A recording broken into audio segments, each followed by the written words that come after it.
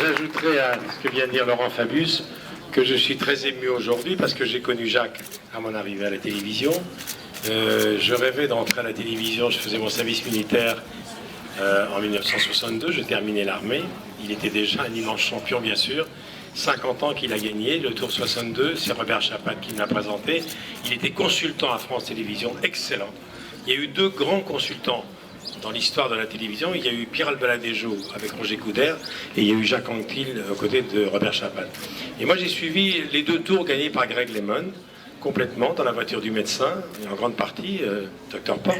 C'est là où on voit le mieux la course et on voit ce que c'est que la souffrance. Et puis j'avais comme chauffeur Raphaël Gimignani, qui a bien connu évidemment. Il était son directeur sportif, qui a couru avec Jacques. Et pendant ce tour-là, tous les jours, il me racontait Jacques Anquetil, alors qu'on suivait le tour de Greg LeMond.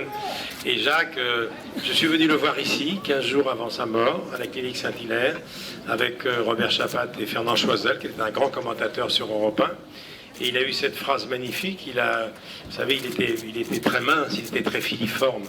Il avait une façon de prendre la position de l'œuf comme copie, comme les skieurs, cette pénétration dans l'air qui faisait qu'il était le roi de l'heure, le roi du record de l'heure. Il y a son vélo du Vigorelli que j'ai vu là tout à l'heure.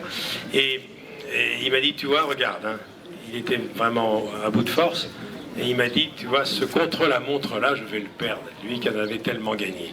Jacques, c'était un immense champion qui était capable d'avoir une défaillance terrible, de récupérer le lendemain. Sa bagarre dans le Puy-de-Dôme avec Poulidor, entre autres, est restée dans toutes les mémoires. C'était quelqu'un d'extrêmement brillant, très intelligent, timide, qui aimait la campagne. Je suis allé tout là-haut à la Neuville, bien sûr, je l'ai vu sur son tracteur. Il avait un bon coup de fourchette, c'était pas un Normand pour rien. Il aimait bien manger, bien boire. Et on se demandait toujours, mais comment il fait alors que dans les étapes de repos, il n'avait pas un vrai régime.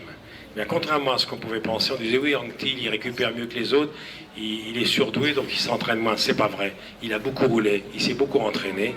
Et le plus grand souvenir que j'ai de lui, c'est le week-end où il a fait Bordeaux-Paris, plus de grandes courses, le même week-end, dans un avion, je l'avais suivi. C'est quelqu'un d'exceptionnel et je suis heureux. Et c'est dommage qu'il ne soit plus là, parce que j'aurais pu le voir à vélo. Il m'aurait donné quelques conseils pour mes braquets, mais ça n'aurait pas du tout été les mêmes braquets. Moi, je ne fais que 5000 km par an. Et puis, je terminerai par vous dire mon attachement à la Normandie. J'ai grandi en Basse-Normandie.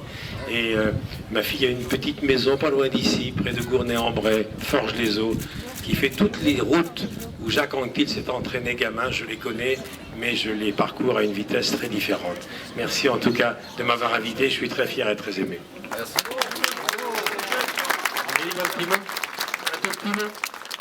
Merci à tout le public, parce qu'on est content de vous voir là, et pour le souvenir de Jacques, c'est très important. Merci à tous.